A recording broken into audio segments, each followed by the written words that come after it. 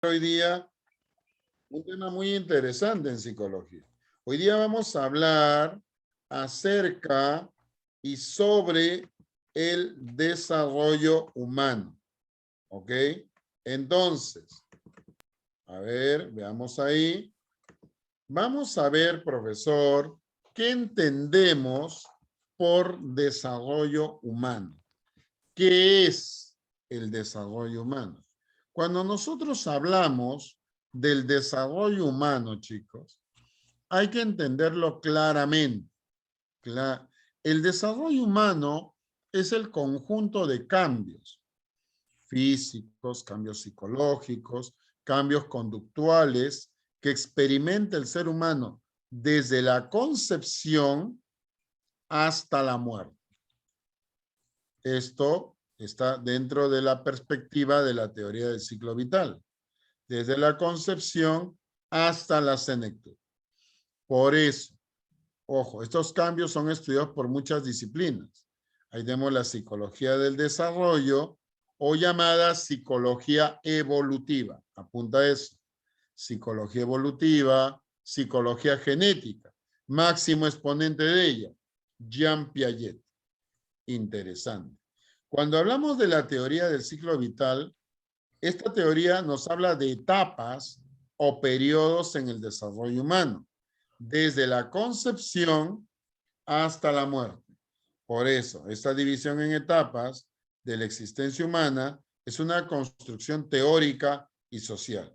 No se trata de fases predeterminadas, sino elaboraciones de la experiencia histórico-social y de convenciones, incluso de expectativas sociales, de modo que se espera que a cierta edad, un niño, un adolescente, un joven o un adulto ya deben estar en determinadas condiciones de aptitud a realización.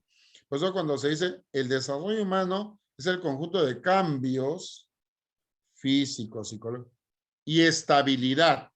¿Por qué estabilidad, profesor? Porque es lo que se espera en esa edad, es lo que se espera en ese periodo.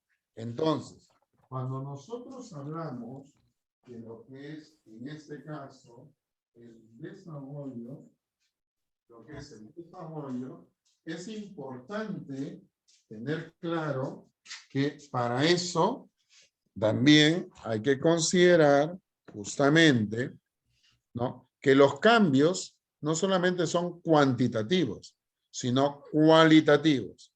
Cuando hablamos de cambios cuantitativos, son variaciones en las dimensiones corporales, como estatura y peso, o en destrezas conductuales, como cantidad de vocabulario. Cambio cualitativo es el cambio discontinuo relacionado con el surgimiento de nuevos fenómenos. Claro, aquí, por eso, hay que saber distinguir claramente un cambio cuantitativo y un cambio cualitativo. El cambio cualitativo es un cambio, por ejemplo, el cambio de un niño no verbal a uno que comprende palabras y puede utilizarlas para comunicarse. Claro, por eso la forma de percibir el mundo, de dar solución a los problemas, claro. Por eso, cuando hablamos de dimensiones del desarrollo, hay que considerar la dimensión física, que tiene que ver con el crecimiento del cuerpo y el cerebro, que generan el desarrollo de habilidades sensoriales y motoras. También hablamos de una dimensión cognoscitiva, que son los cambios en nuestra forma de conocer el mundo, ¿no? Cambios, ¿no?, en el aprendizaje, la atención, la memoria, el lenguaje, el pensamiento. Claro, ahí entra la teoría de Jean Piaget. Psicosocial, cambios en la manera de relacionarnos con los demás. Claro, esto va a influir principalmente en la personalidad para describir los cambios en el aspecto psicosocial, ¿no? Se utilizará la teoría del desarrollo de Erik Erikson. Por eso, cuando nosotros hablamos de factores que influyen en el desarrollo humano, ahí hablamos de un factor biológico, hablamos de un factor sociocultural y hablamos de un factor personal o biográfico. Claro, si yo hablo, profesor, de un factor, en este caso, biológico, estoy hablando de la herencia. Claro, es la transmisión de cierta... Ahí entra el genotipo y el fenotipo, que son muy importantes. Pero también entra lo congénito, eventos que se presentan desde la fecundación hasta el parto, potenciando, limitando el desarrollo del feto y pudiendo producir hasta anomalías cromosomáticas. La maduración tiene que ver con el reloj biológico, pautas de conducta predeterminadas que responden a un reloj biológico de la especie y cuya aceleración o retardo responde a un proceso de mielinización. Por eso cuando decimos maduración, maduro no es porque me doy cuenta de, sino ya puedo llevar a cabo. Por ejemplo, si yo le pregunto al señor Ángel Ferreiros, hola Ángel, ¿cómo estás, hijo? ¿Estás ahí, Ángel? Perdón, profe, no escuché, perdón. Hola, hijo, ¿tú a qué postulas? Yo ya postulé a la agraria economía. Ya, ¿cómo te fue? Nada, no tan bien. Bueno, con tranquilidad, Ángel. Ya, ¿cuándo fue tu examen? El 7 de este mes. Ya, fue virtual. Sí, sí, sí, fue virtual. Ya, y vas a volver a postular a la agraria. Sí, sí, bueno, a todas las universidades nacionales. Bueno, por ejemplo, tú vas a economía, creo, ¿no? Sí, a la carrera de economía. ¿Vas a postular a Callao, a San Marcos? Sí, a San Marcos, a Callao, a la agraria otra vez y a la UNI, creo. Ah, y a Villarreal. Villarreal, ya. Porque, pero en este periodo, Eso es lo que estoy Ángel, viendo. No sé si en este periodo o el primer examen del próximo año. ya, vale. Por ejemplo, si yo te pregunto, Ángel, una edad promedio en la que un niño puede tener un adecuado control de esfínteres, ¿cuál sería? ¿Adecuado control de qué, perdón? Esfínteres. Cuando pide pichi caca, controla. Ah, 3 años, 2 años y medio. 2 años, ¿ya? Ahí hablamos de maduración. Si un niño a los 3 años todavía se sigue pasando, ojo, puede ser ya un tema de aprendizaje. Cuando hablamos del factor sociocultural, ahí entra el contexto en el que se inserta la persona. Ahí entra la familia, la comunidad, ¿no? El grupo social de pertenencia, la familia, la escuela, claro. Personal o biográfico, corresponde al conjunto de experiencias personales, a las múltiples y diversas formas de relación entre la persona y su entorno. Claro, entonces cada uno tiene una forma, tiene experiencias muy diferentes, ¿no? Si acá hubiesen dos chicos que son hermanos, cada uno va a tener un aprendizaje muy diferente. No solamente hablo del curso de psicología o de filosofía que hemos visto hace un momento, sino de cualquier otro curso. Claro. Y son hermanos, son diferentes. Claro. No, por eso cada ambiente familiar, cada ambiente escolar es distinto.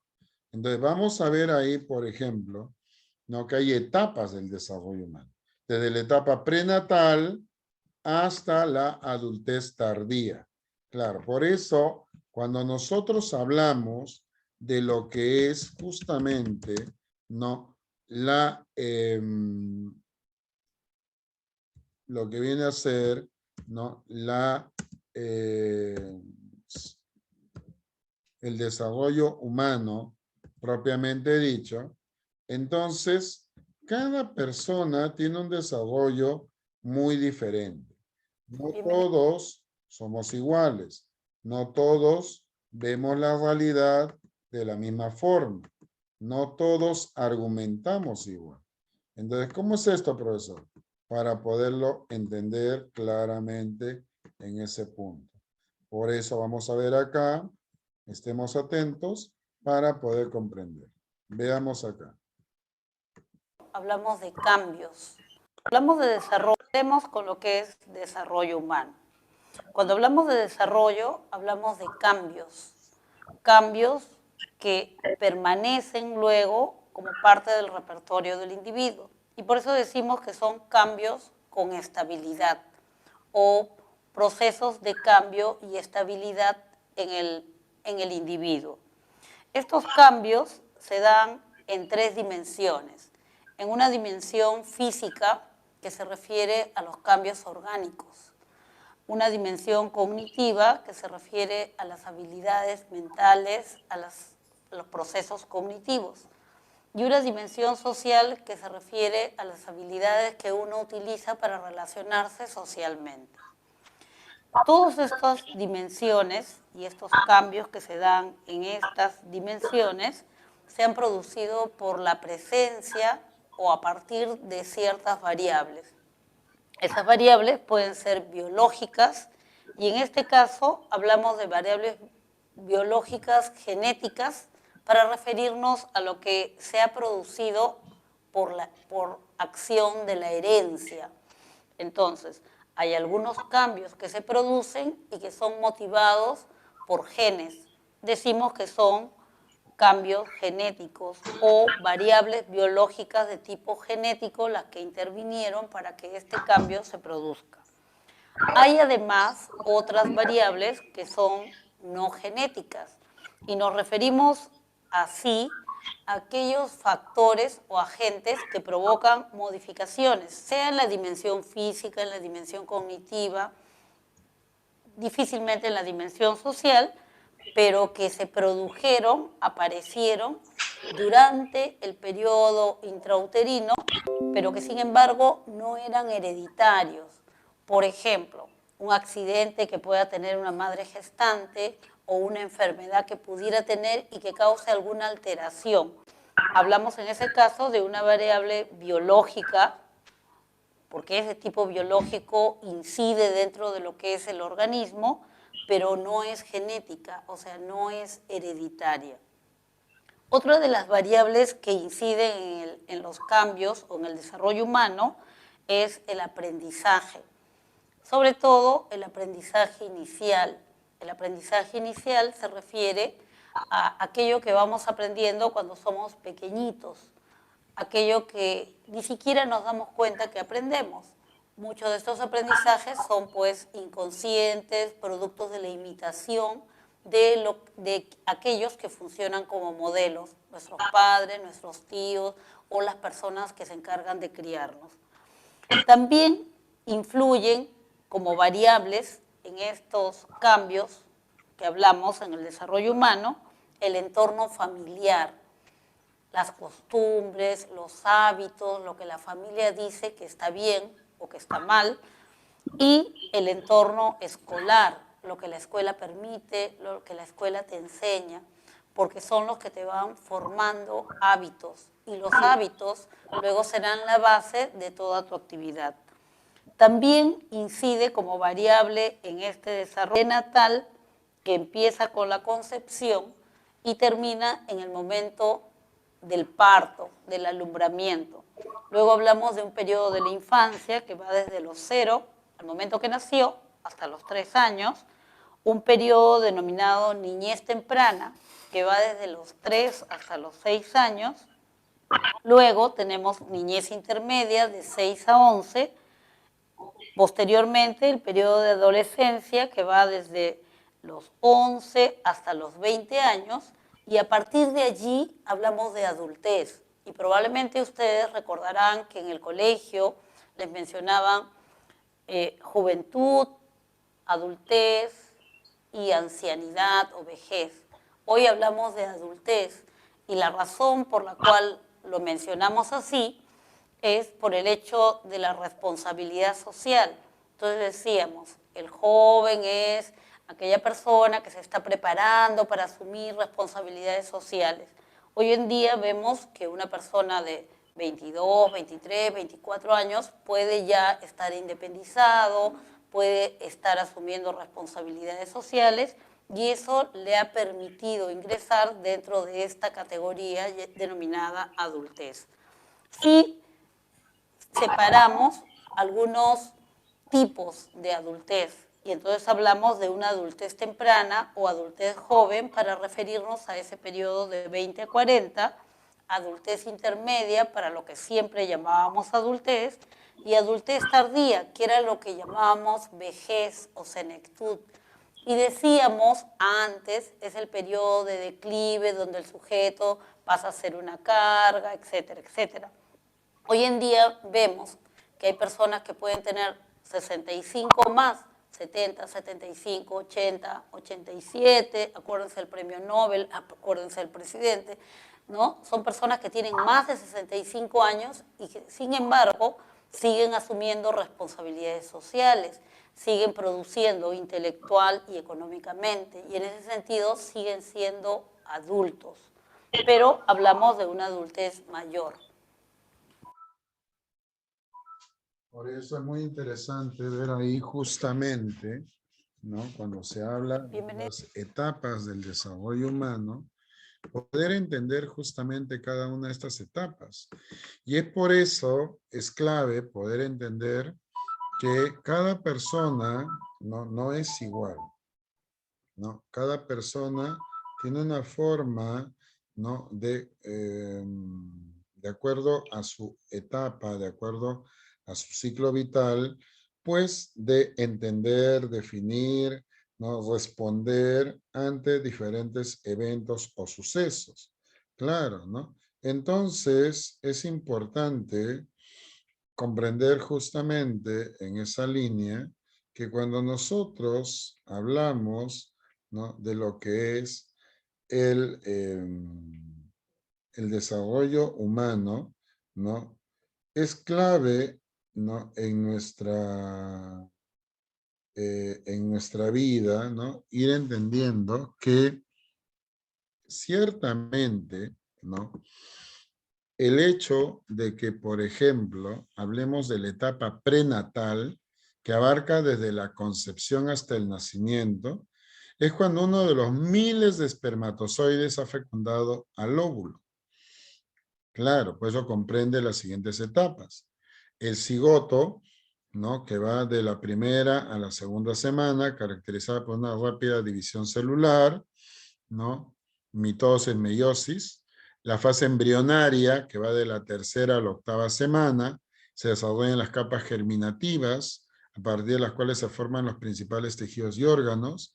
Claro, pues ahí hablamos del ectodermo, el mesodermo y el endodermo. Claro, que tiene que ver con el tejido óseo, el aparato respiratorio, el aparato, el sistema nervioso, ¿no? El respiratorio y digestivo, ¿no? Acá es la fase llamada de organogénesis, cuando se forman los principales órganos. La etapa fetal es cuando el cerebro comienza a tener control de funciones biológicas básicas y es la mejor etapa para la estimulación del organismo. Es por eso importante poder comprender acá que el desarrollo cognoscitivo, la habilidad para aprender y recordar, para responder a los estímulos sensoriales, está en proceso de desarrollo. El aprendizaje de respuestas se produce por asociación. Por eso el feto responde a la voz de la madre, desarrolla preferencia por ella. Por eso hay una serie de investigaciones que se han hecho a este nivel, muchachos, muy interesante, ¿no? Y que debe de ser justamente visto y analizado de esta manera. ¿Por qué? Porque obviamente no todos por ejemplo, si tu madre, ¿no? Esto aquí no estoy hablando en forma particular o singular de alguien, pero si tu mamá tuvo la mera idea de no tenerte, de abortarte, tú ya lo sabes, a pesar que no te lo hayan dicho. Claro, entonces por ahí vemos problemas que luego van aflorando en la terapia psicológica, en la terapia médica, qué sé yo, ¿no? Entonces, ciertamente, quizás hasta pasó en un lapsus, ¿no? Ni siquiera llevó a cabo el aborto, no, tuvo un lapsus de 2 días pensando y hasta que por ahí tu abuela, tu tía o hasta tu papá, ¿cómo vas a pensar eso? Eres una bruta, ¿cómo se te ocurre que vas a abortar a la criatura? ya lo que sea. Pero ya el feto, ya el embrión, ya lo sabe. Muy caramba, interesante, ¿eh? Por eso, chicos, es clave entender en esta llamada, ¿no? Etapa prenatal, ir comprendiendo ciertos elementos. ¿Como cuáles, profesor? Veamos por acá. Hacemos el análisis de la denominación que tiene, veremos que tiene un prefijo, ¿no es cierto? Etapa del ciclo vital denominada la etapa prenatal. Si nosotros hacemos el análisis de la denominación que tiene, veremos que tiene un prefijo, ¿no es cierto? Prenatal, pre significa antes, natal viene de nacimiento, entonces la etapa prenatal es aquella referida al periodo de vida antes que una persona nazca, desde la concepción hasta el momento de nacer. En esta etapa denominada prenatal podemos nosotros diferenciar 3 subetapas o periodos. El primer periodo es el periodo denominado del huevo o cigoto. En este periodo nosotros podemos observar que se produce una multiplicación celular. Sabemos que la concepción se produce en la trompa de Falopio. Durante las 2 siguientes semanas después de la concepción, este huevo o cigoto, este óvulo fecundado, empieza a multiplicarse. Se divide en 2, cada partecita en 2, cada resultante en 2, 2, 2, 2, hasta que existen tantas células como las que tenemos en todo nuestro organismo. Entonces se produce una gran cantidad de células allí en la trompa de Falopio. Entonces, este periodo tiene como única característica ser el periodo en el cual se produce una división y por lo tanto una multiplicación en el número de células. Después de la segunda semana de la concepción, esta gran cantidad de células, ¿no?, que se han hecho ya todo como un gránulo, desciende hasta el útero, recién va a descender al útero. Y entonces, una vez que llegó al útero, lo que sucede es que salen, o en todo caso genera ciertas prolongaciones que le van a permitir asirse, agarrarse de las paredes del útero, sostenerse allí a manera de raíz. Hablamos del embrión. Desde la semana 3 hasta la semana 8 es el periodo embrionario. El sujeto, la personita, se denomina embrión. ¿Qué sucede aquí? Toda esta gran cantidad de células, ¿no?, que ya se han formado, empiezan a ordenarse, como si se ordenaran en un tubo, de tal manera que se forma una capa externa denominada ectodermo.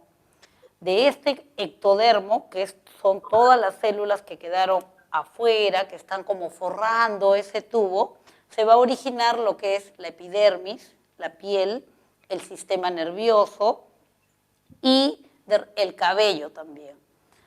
De la capa media de este tubo que figurativamente hemos imaginado, de la capa media se van a formar los músculos, los huesos y el sistema circulatorio.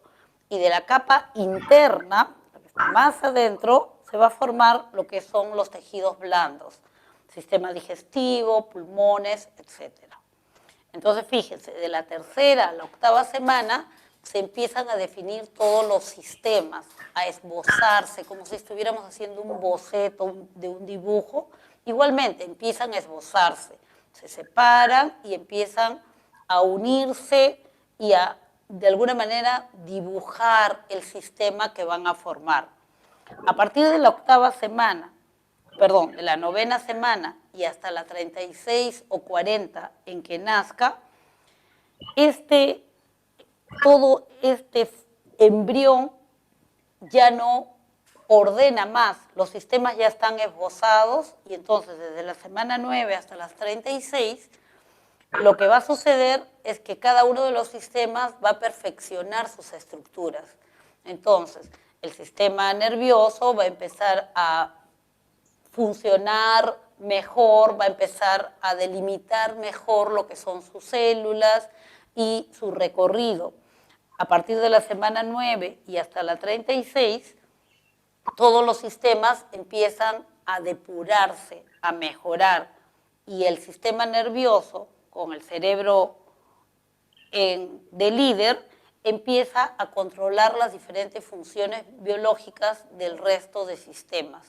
De tal manera que al inicio de la semana 9 o al final de la semana 8, el ser humano ya tiene una forma diferenciada. Esto es, a pesar de que tenga el tamaño de la uña de tu dedo pulgar, ya se ve que es un embrión o un feto, según sea la semana 8 o la semana 9, humano, ¿no? Entonces, ya tiene la forma humana diferenciada, y lo único que va a pasar a partir de la semana 9, en que le llamamos feto, es que va a empezar a crecer,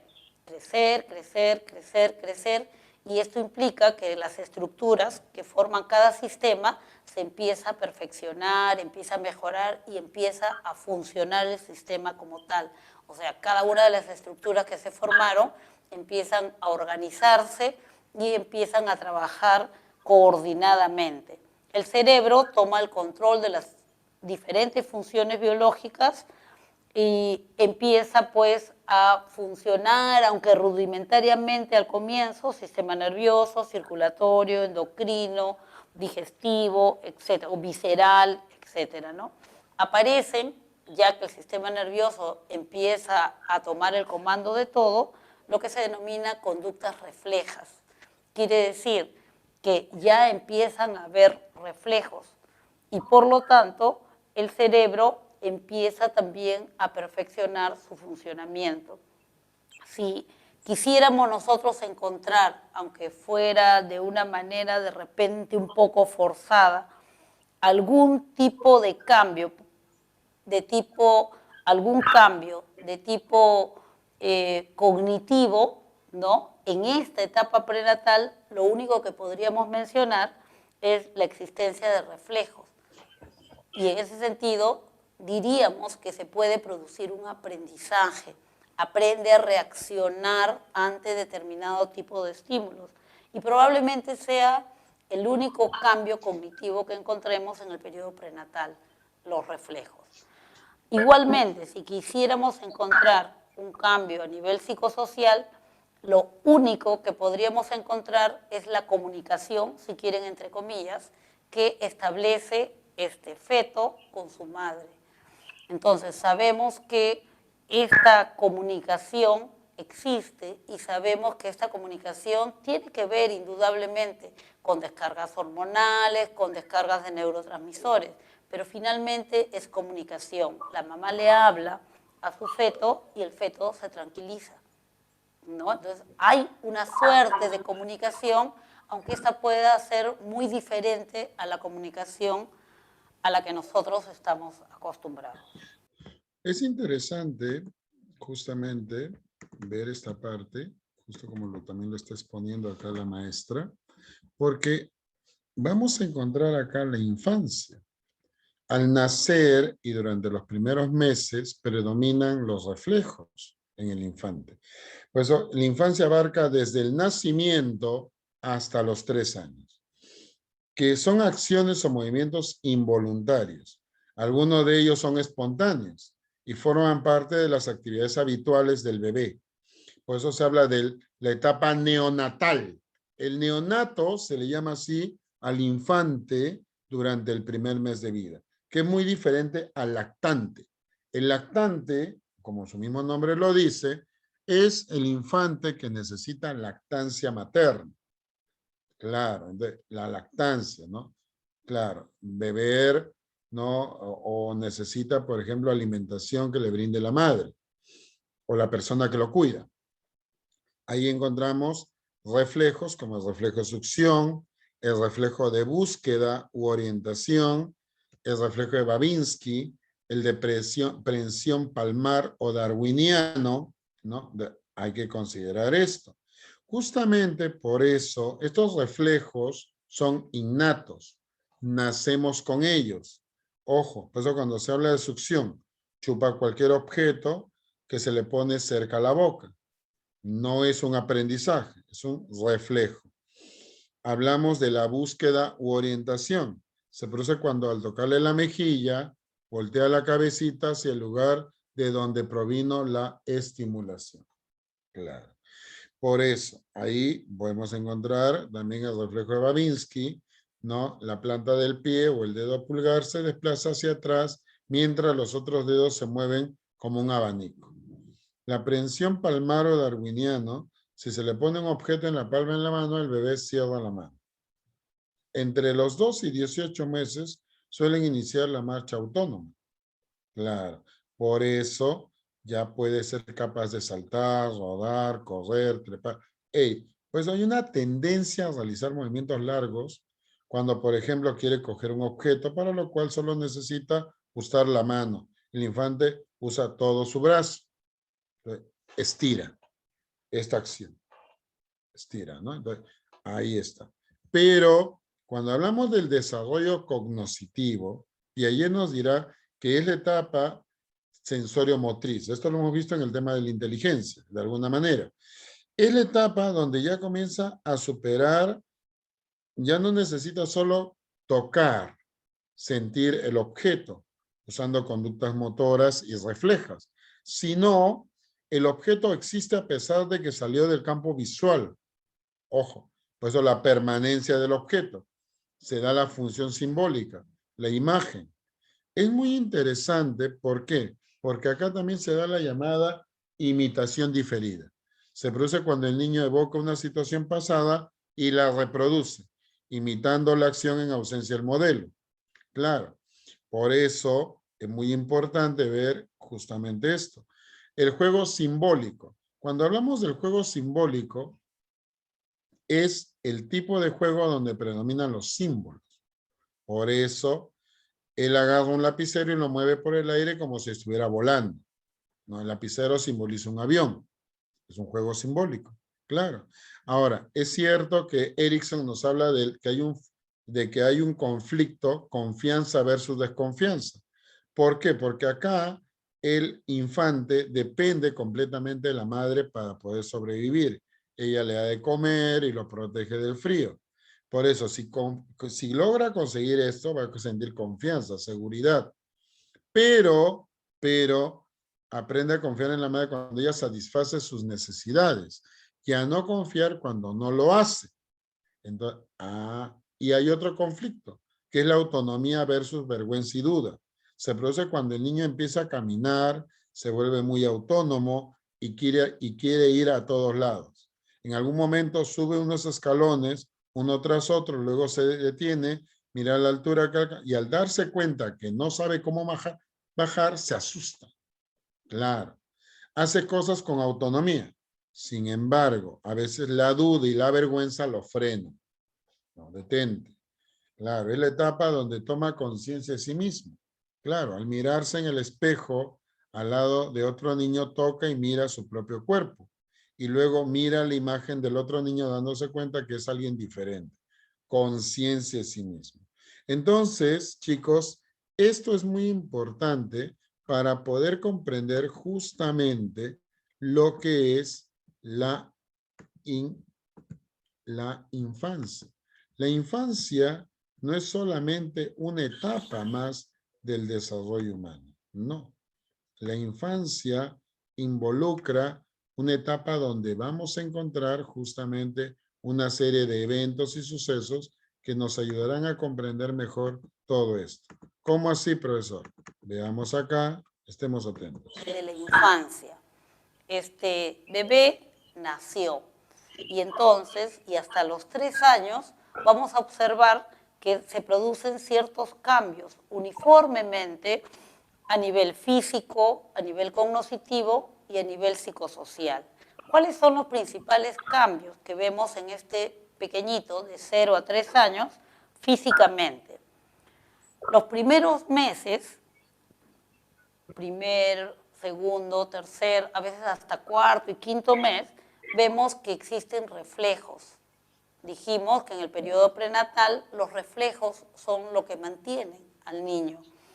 Bien, el niño nace y todavía conserva algunos reflejos, desapareciendo, van a ir desapareciendo en la medida que el niño aprenda a realizar movimientos voluntarios.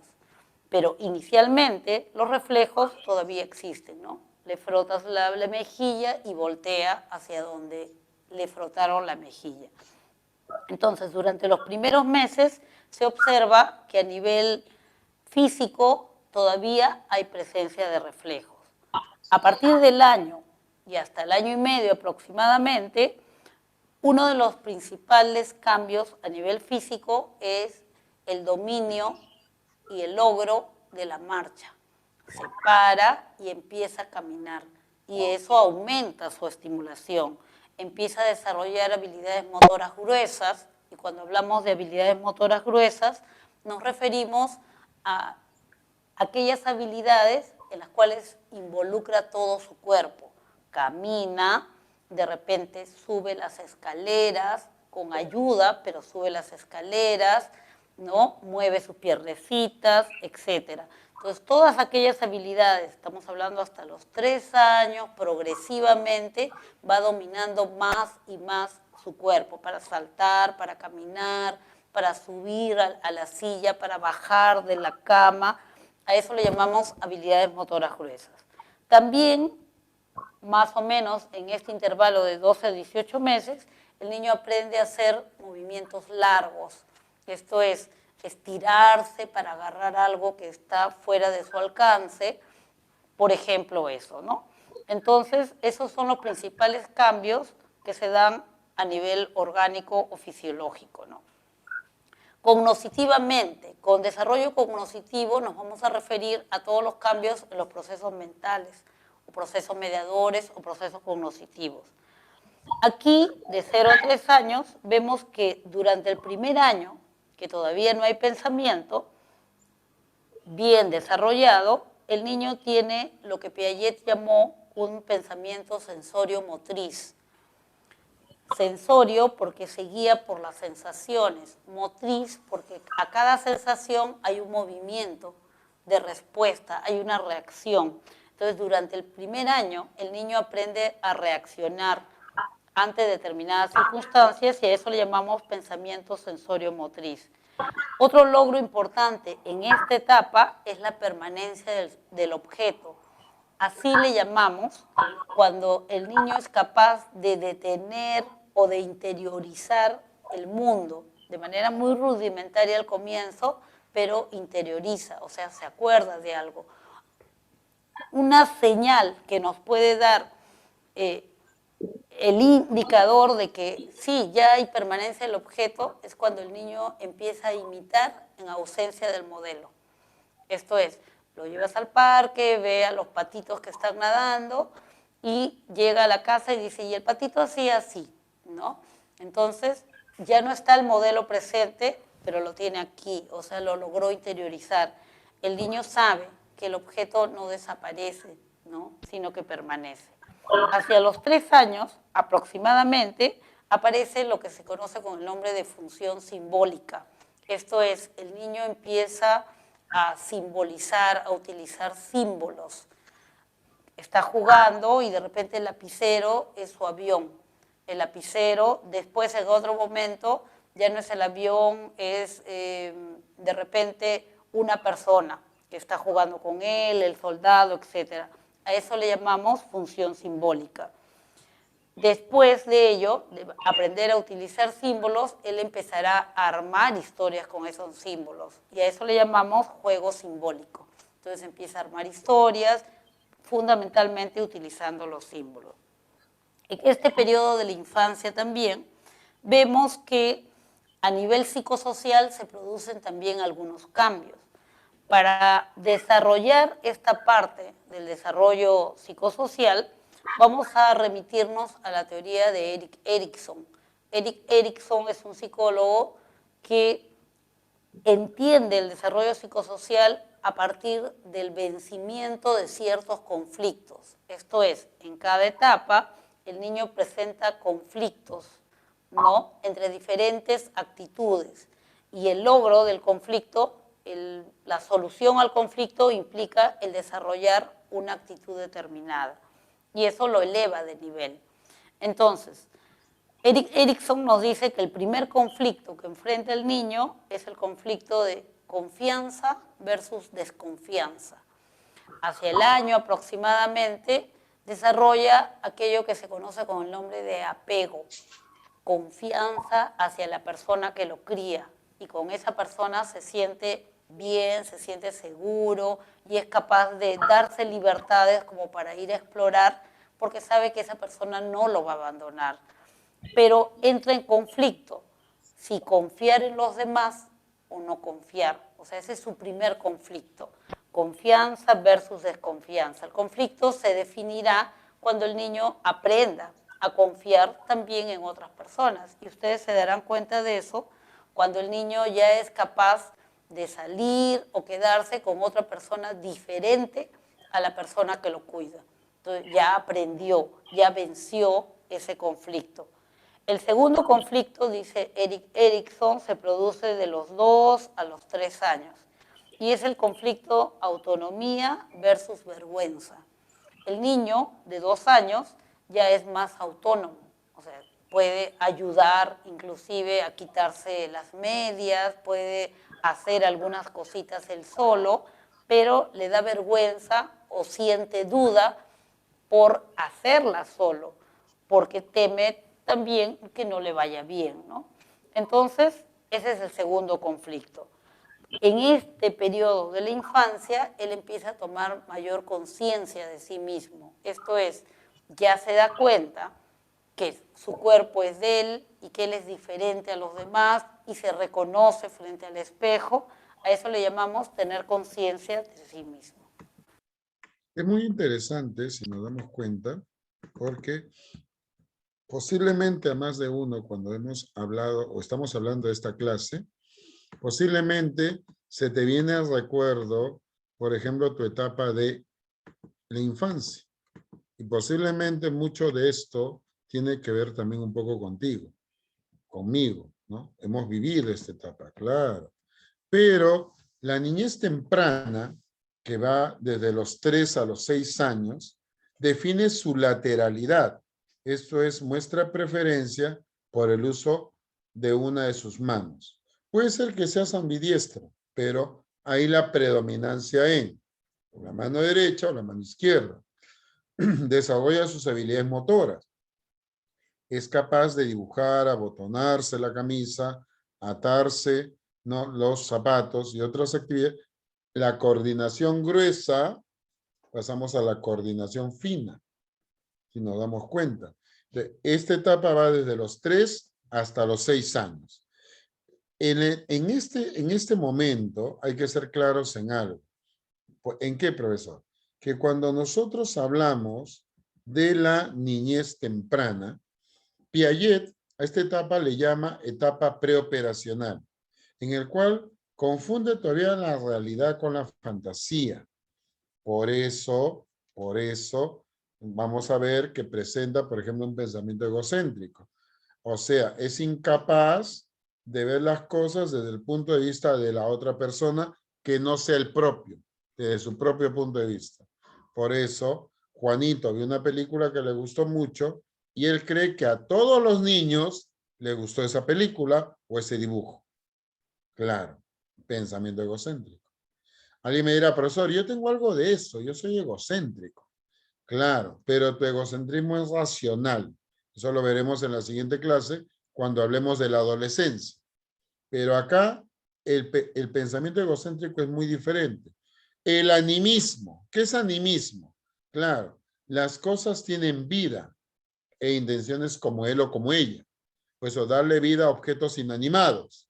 Por ejemplo, ve un palo de escoba, se sube sobre él y ¿qué dice? Que es su caballito, por ejemplo, ¿no? Por ejemplo, abriga sus muñecas para que no se enfermen. Cuando se cae, le echa la culpa al piso. Por ejemplo, ¿no? Ahí tenemos el caso de la muñeca que tenía la Popis en El Chavo del Ocho. ¿De acá cuántos de acá del grupo han visto la serie El Chavo del Ocho? Levanten su manito. ¿Nadie ha visto? Sí creo, ¿ah? Quien no haya visto El Chavo del Ocho es raro, ¿ah? ¿Ah? Kiko, la Chilindrina. ¿Quién ha visto de acá El Chavo del Ocho? A ver, señor Adrián Yupanqui. Hola, Adrián. Sí, profe. ¿Has visto El Chavo? Sí. Ya. A ver, Adrián, dime, ¿te acuerdas de la Aunque no me Popis? acuerdo de mucho, pero... Ah, la Popis, ¿cuál era? La... Ah, Acosta la... Ah, no. Claro, la que ¿Cuál tenía era? su muñeca Serafina. Ah, ya, ya, ya, ya. Ok. Ya, te hago la pregunta. ¿Le daba vida a la muñeca o no? Sí. Se Porque sentía... Serafina dice, ¿no es así? Ujú. Y te aseguro que muchos ahorita están recordando eso. ¿Ya? A ver, vamos a ver acá. Ponle mute un momentito, hijo. Claro, el animismo, darle vida a objetos inanimados. Claro, aún más, hasta la Chilindrina en un capítulo le dice a la Popis, ¿no? A ver, ¿y qué nos va a decir tu estúpida muñeca? ¿No? Claro, entonces, claro, alguien dirá, profesor, pero qué fuerte, pero no, sino que también le estaba dando vida a la muñeca, si nos damos cuenta por La ese lado. Bueno, tienes razón. El pensamiento sincrético, su pensamiento se fundamenta exclusivamente en lo percibido y lo experimentado. Por eso, ojo, ¿por qué la manzana es dulce? Porque tengo hambre. ¿Por qué tienes hambre? Porque mamá está haciendo la comida. ¿Por qué tu madre cocina? Porque ha ido al mercado. Entonces, si nos damos cuenta, no solamente en lo percibido, sino en lo experimentado, uniendo eventos sin causación en un todo, basado en su vivencia.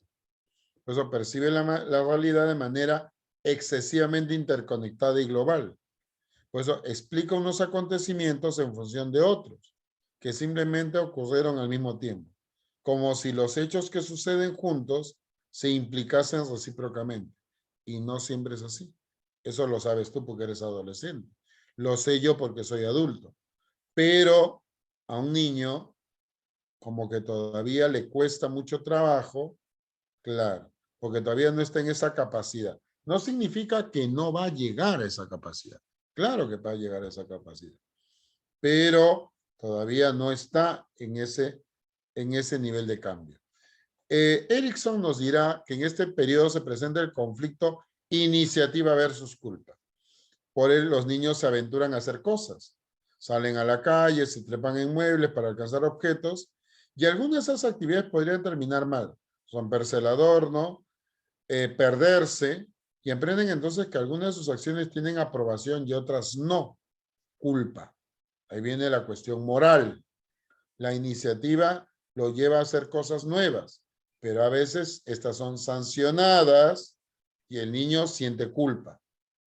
Claro, acá se desarrolla la identidad de género, que aunque al principio los niños pequeños juegan muy bien entre hombres y mujeres, luego comienzan a formar grupos diferentes, uno conformado por los niños y otro por las niñas. Se dan cuenta, pues, que los niños son distintos de las mujeres. Los niños juegan con juguetes o juegos típicamente masculinos con algunas conductas Brooke.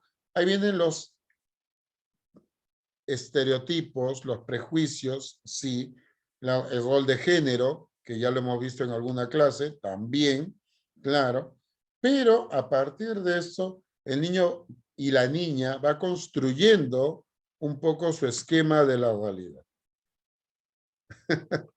Los Mustays. ¿Qué pasa? ¿Qué te pasó con ellos, Adrián? A ver, cuéntame.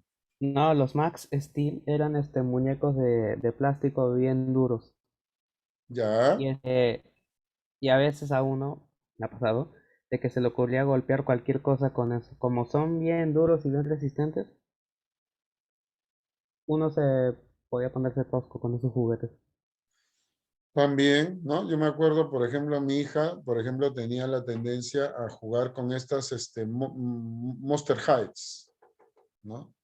Y hay casos así. Quizás acá hay algunas chicas que le gustaba ese tipo de muñecas, posiblemente, ¿no? Que eran unas mostritas, claro, pero ahí está. Entonces, por eso la niñez temprana tiene etapas muy particulares que hay que distinguir acá. ¿Cómo cuáles, profesor? Veamos acá.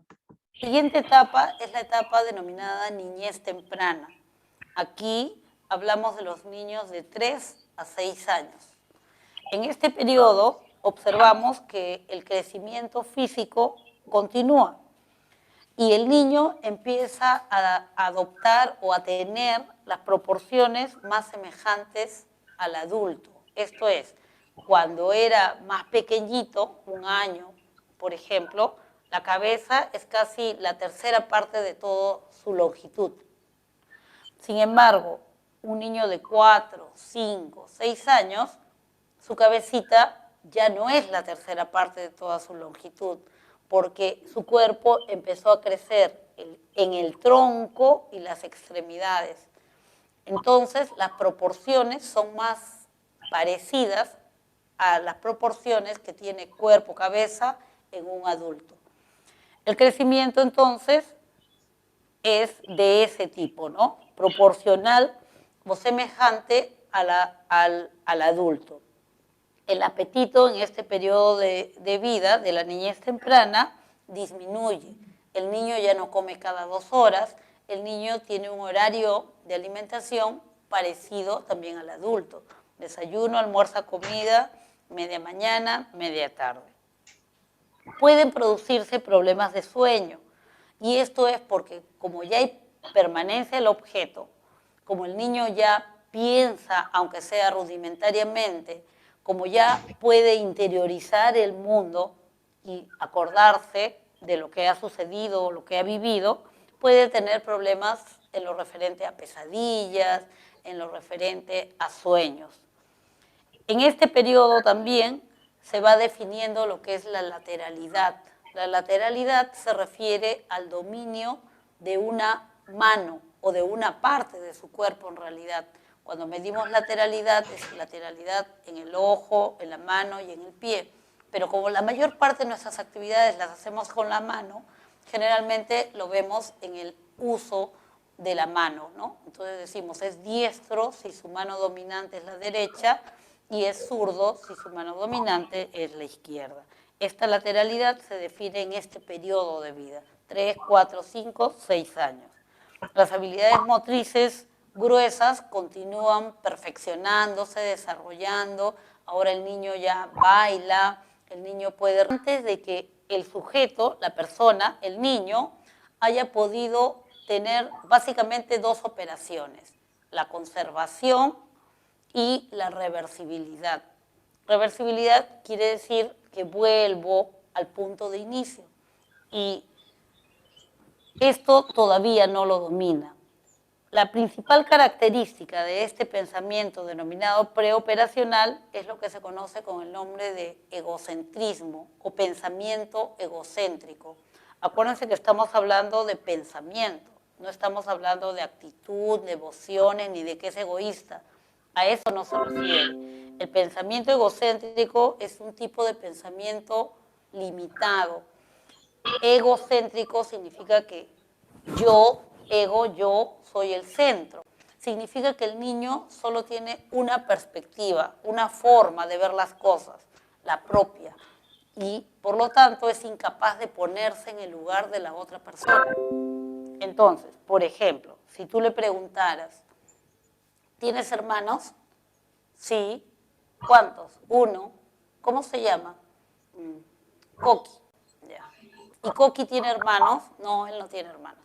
O sea, él no se puede poner en el lugar de Coqui y decir, sí, tiene un hermano, soy yo.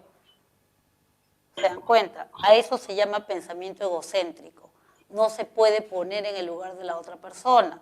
Igualmente, vamos a suponer, están jugando a las escondidas y tú le dices, escóndete.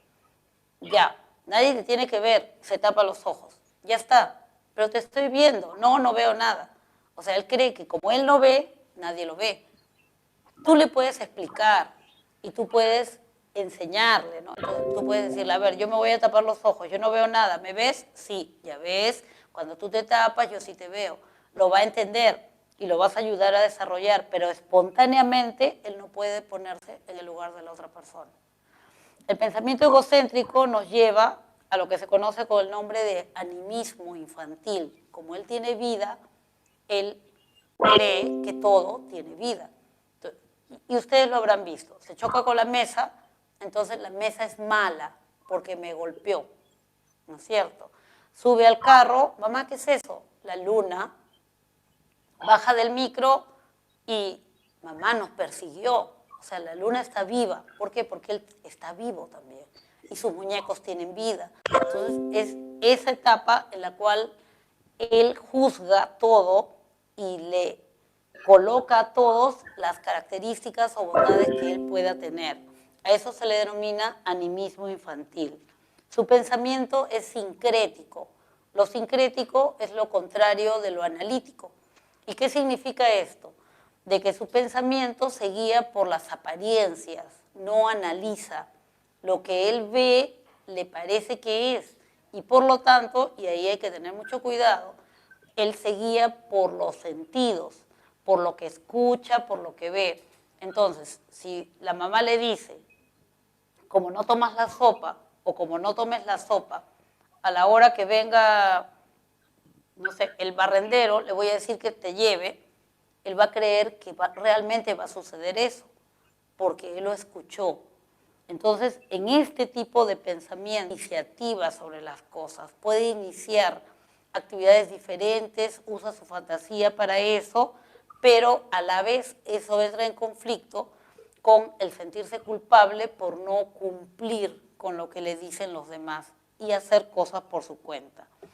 También se consolida lo que es la identidad de género, pero su identidad de género en este periodo de 3 a 6 años se circunscribe a que es hombre porque es igual que todos los hombres y que ellas son las niñas porque tienen cabello largo o porque se visten diferente, ¿no? O porque forman el grupo de niñas. Entonces su identidad de género es superficial.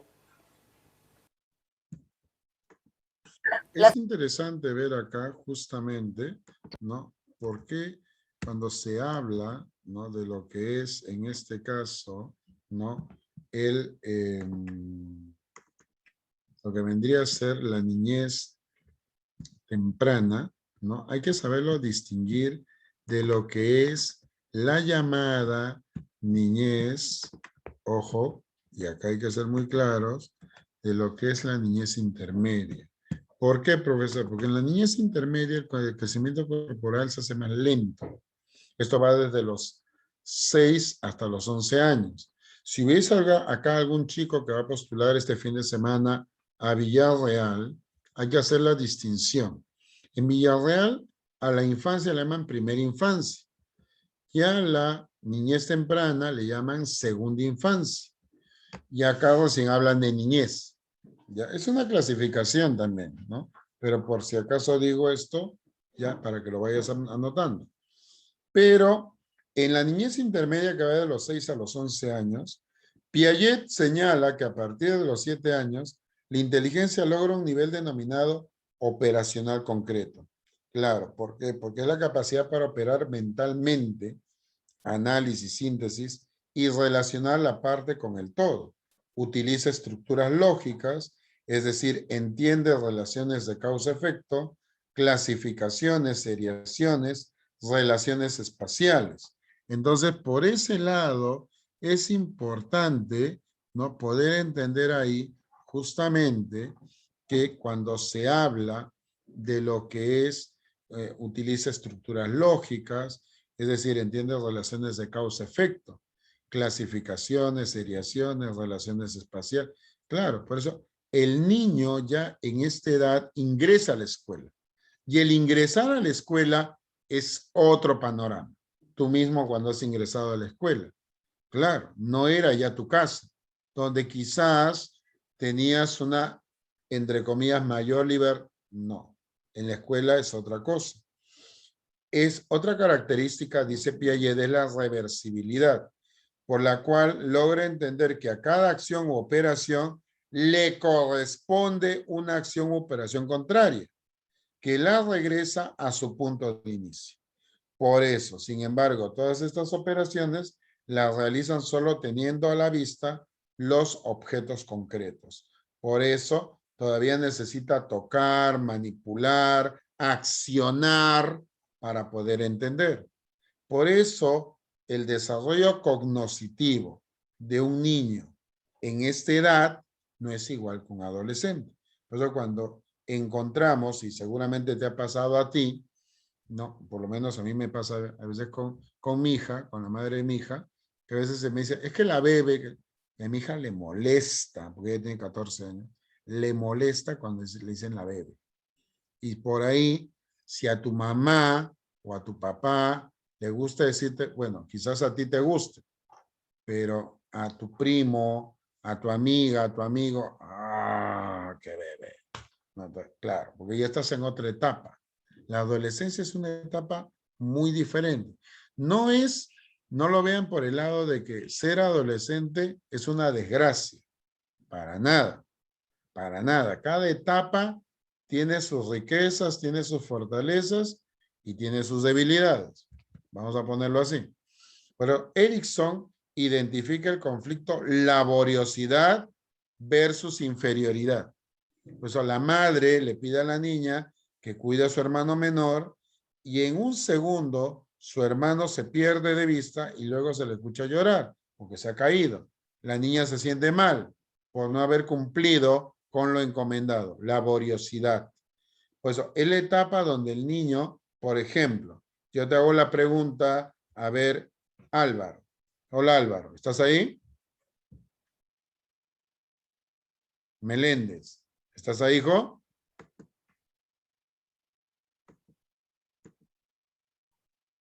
A ver, por ejemplo, si yo le pregunto por acá, vamos a ver, a ver, a ver, a Jordan Mendoza. Hola Jordan. ¿Estás ahí, hijo? Sí, profesor. Por ejemplo, en esta edad, por ejemplo, de 6 a 11 años, cuando te pedían forrar tus cuadernos en el colegio, ¿tú los forrabas o no? ¿O tu papá o tu mamá los forraban o no? Lo forraba mi padre, profesor. Claro, pero tú estabas atrás o no. Sí, En la adolescencia, ¿forrabas todos tus cuadernos? con ayuda. Con ayuda, o a veces ni lo hacías, pero por presión, ¿o no? Sí, Claro, ahí está. Entonces, la laboriosidad no, acá yo hago las cosas porque las quiero hacer bien. Por eso el niño o niña asume responsabilidades y eso le hace sentir útil, laborioso. Tiene una moral heterónoma, pero si falla puede pensar que no cubre con las expectativas y eso le hace sentir inferior, inferioridad. Es capaz de participar en juegos reglados, con reglas, con normas, que es muy común, muy común en esta etapa. Entonces, por ese lado, uno Y es tiene que entender claramente que la etapa, por eso, de la niñez intermedia, es una etapa clave en el desarrollo. ¿Cómo así, profesor? Veamos acá. intermedia. La niñez intermedia es el periodo de tiempo que va desde los 6 años hasta los 11. Corresponde, como se habrán podido dar cuenta, a lo que es la educación primaria. Y eso es adrede. O sea, la educación toma en cuenta, el sistema educativo toma en cuenta los periodos o etapas para dividir la educación en ciclos. Entonces, niñez intermedia corresponde a la primaria. ¿Qué cambios se visualizan a nivel físico? El crecimiento corporal va a continuar, el niñito sigue creciendo, pero ahora de manera más lenta, no tan rápido como cuando creció de 1 a 3 años o de 3 a 5, etc. A nivel cognoscitivo, a nivel de procesos mentales, observamos la aparición del pensamiento operacional. Cuando hablamos de operacional, nos acordaremos que se trata de operaciones mentales, operaciones psicológicas. La reversibilidad de volver al punto de origen. Si yo tengo, por ejemplo, una botella de gaseosa, le invito al niño, se la doy, y luego pensando, digo, poco peligroso que tenga una botella de vidrio, y entonces la vacío en un vaso, que es más corto pero ancho, la vacío delante de él no va a tener ningún problema, porque se da cuenta de que espontáneamente, mentalmente, él puede hacer la operación de regresarla a la botella y es la misma cantidad, no hay problema. Entonces, a eso se le llama reversibilidad, a la capacidad espontánea de regresar a su punto de origen. Sabe que si tiene una bola de plastilina y viene su hermano, qué fastidioso, y se la aplasta, la cantidad de plastilina es la misma, a eso se le llama conservación. La sustancia se conserva, no desaparece porque ahora está plana. Entonces, reversibilidad y operación son dos características que desarrolla el niño de esta edad y que le permite manejar o entender lo que son las clases, porque un mismo objeto tiene sus características propias, pero puede pertenecer a una clase o a otra. Además, podemos decir que estas operaciones lógicas son referidas, o en todo caso son posibles de hacer, de poner en práctica en objetos o situaciones concretas. Cuando hablamos de una situación concreta, nos referimos a una situación que él puede tocar, porque es un objeto, o lo puede tocar con su imaginación, lo puede imaginar. Entonces decimos que este es un periodo operacional, o sea, lógico, pero concreto. Todo su razonamiento lógico se limita a las cosas que él puede tocar con su mano o con su imaginación. Mamá va al mercado y compra 3 kilos de café, sabe lo que es café. 2 kilos de azúcar, sabe lo que es azúcar. 4 kilos de arroz, sabe lo que es arroz. ¿Cuántos kilos tiene? Entonces, él puede hacer la operación porque sabe a lo que se están refiriendo. Entonces, a eso le llamamos pensamiento operacional concreto. Puede realizar operaciones lógicas, pero en aquello que puede tocar, ver o por lo menos imaginar. En cuanto a su desarrollo psicosocial, vemos que enfrenta un conflicto que Erikson denomina laboriosidad versus inferioridad. Y significa que el niño se vuelve laborioso, esforzado, empeñoso, se esfuerza en hacer su trabajo, porque lucha contra el sentirse inferior. Por eso se empeña, no quiere ser inferior, no quiere ser menos que los demás. Su tipo de pensamiento operacional concreto le va a permitir también integrar lo que son los juegos reglados. Ahora sí entiende lo que son las reglas y entiende que las reglas funcionan para él y para todos, que él no puede cambiar las reglas y que tiene que someterse a ellas en los juegos y en muchas de las actividades de su vida, a pesar de que las reglas a veces van contra él mismo. Esto es muy interesante, chicos. ¿Por qué? Porque si ustedes se dan cuenta, por ejemplo, es la etapa para los chicos de acá, ¿no? Tipo Álvaro, que veo que viene de una familia católica, tipo el señor Yupanqui, que viene de una familia católica, por ejemplo, la etapa de la primera comunión. En la primera comunión, ¿te acuerdas o no, Adrián? Hola, Adrián, ¿estás ahí? Sí, me acuerdo. Claro. Ya. Te pregunto, por ejemplo, ¿tu forma de vestir era igual que cuando ibas a la confirmación? ¿Me puedes repetir la pregunta? ¿Era Me he igual mareado. tu forma de vestir en la primera comunión que cuando ibas a la confirmación? Ah, no, ¿Por qué? porque fueron en edades distintas. ¿Solamente por las edades?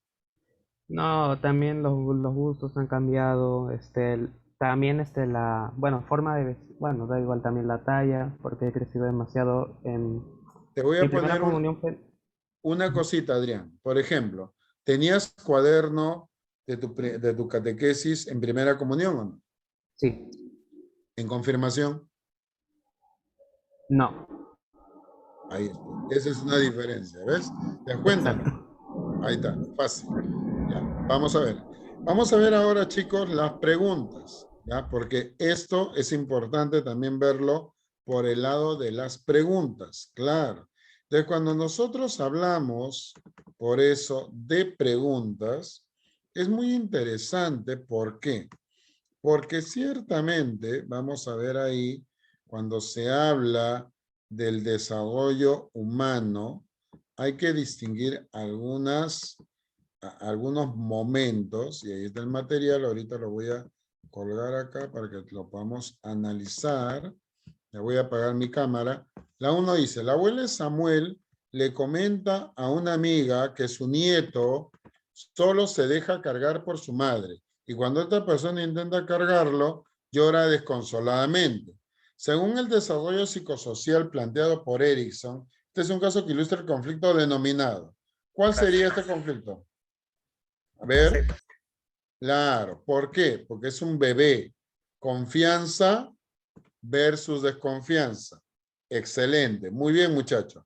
Claro. Veamos acá. Los padres de Sofía, veamos la 2, están sorprendidos que su hija haya aprendido a deletrear los nombres, perdón, de varios tipos de aves, en un sentido directo e inverso. La etapa del desarrollo cognitivo de la teoría de Piaget en la que se encuentra Sofía sería la denominada. ¿Cuál sería?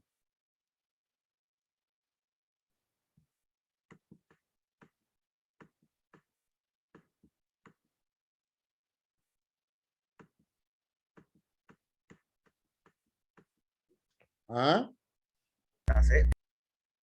Claro, la etapa sería ¿qué? Preoperacional. Así es. Veamos ahí. Ricardo recuerda la etapa de su vida en la que logró ser delegado de su aula, miembro de la banda de música del colegio y el campeón de natación de su club. Todos estos logros los alcanzó en un año. En relación con esto, es posible que Ricardo estuviera experimentando en ese momento de su vida la crisis que Erickson denominó. ¿Cuál sería? ¿Dedo? ¿Será dolor? ¿O la B?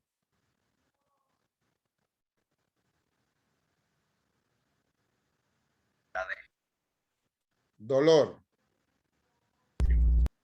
Claro, ¿por qué? Porque hay laboriosidad versus inferioridad. Claro, ¿no? Entonces, es la etapa donde está marcado por la parte moral.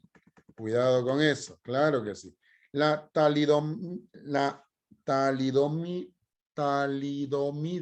es un fármaco que se vendía en algunos países para reducir las molestias del embarazo. El uso de esta sustancia por una gran cantidad de gestantes causó el nacimiento de bebés sin algunas de sus extremidades. Considerando los aspectos que forman parte del factor biológico, los casos están relacionados al aspecto. ¿Qué aspecto sería? La A, lo congénito, claro que sí, porque son eventos. Por ejemplo, ahí tenemos el virus, ahí tenemos, por ejemplo, el síndrome de Patau, labio leporino, que también se puede presentar en esta etapa. Muy bien, chicos. Entonces, hasta acá, ¿lo han entendido? ¿Ha quedado claro, chicos? ¿Sí? Muy bien, chicos. Entonces ahí nos vamos a quedar. Profesor Rafael, me despido. Un gusto, muchachos. Nos vemos. Cuídense y a seguir estudiando. Chao, chao. Nos vemos. Hasta luego, muchachos. Chao, profesor.